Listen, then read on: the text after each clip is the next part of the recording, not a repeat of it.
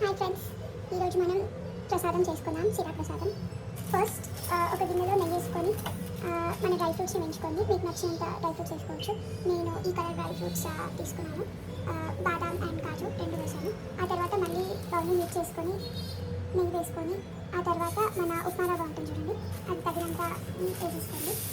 నేను ఇక్కడ 2 స్పూన్స్ వేస్తున్నాను.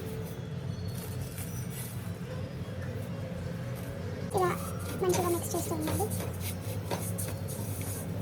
స్టవ్ కొంచెం లో ఫ్లేమ్లో పెట్టుకోనండి, ఎందుకంటే మారిపోతుంది. So let's give that nice mix.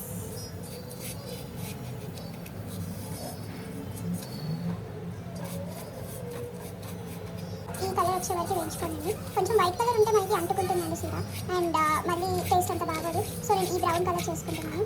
చేసుకొని మనం మిల్క్ వేసుకోవాలి.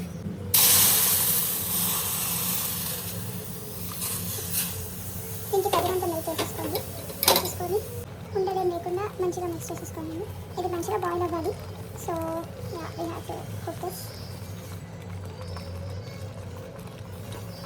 ఇలా చేస్తే మనకి ఉండలు కట్టకుండా ఉంటుంది. మన ఎంత ఫాస్ట్గా పీల్ చేసుకుంటుందో ఇంకా కూడా దీనికి పడతాయి, but will cook this. Stove చాలా లో ఫ్లేమ్లో పెట్టుకోనండి, లేకపోతే మాడిపోతుంది. సో నేను ఇంకా మిల్క్ యాడ్ చేశాను.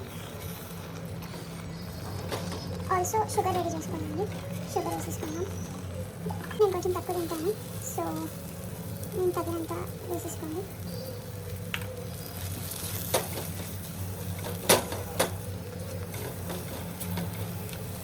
మంచిగా మిక్స్ చేస్తూ ఉండండి. Let it cook. నేను కుక్ చేసేటప్పుడు ద రీజన్ నేను కొంచెం గీ వేస్తున్నాను. సో నేను ఆల్రెడీ వేసిన గీ సరిపోతుంది, కాకపోతే ఇంకా టేస్ట్ ఎన్హాన్స్ చేస్తుంది. So I put some ghee. And ఇది వేసాక డ్రై ఫ్రూట్స్ కూడా వేసేసుకున్నాం. డ్రై ఫ్రూట్స్ని మంచిగా మిక్స్ చేసేసుకొని ఇలా ఉంచుకున్నాం. ఆ తర్వాత మనం స్టవ్ ఆపేసుకోవచ్చండి. మన కావాల్సిన సీరా రెడీ.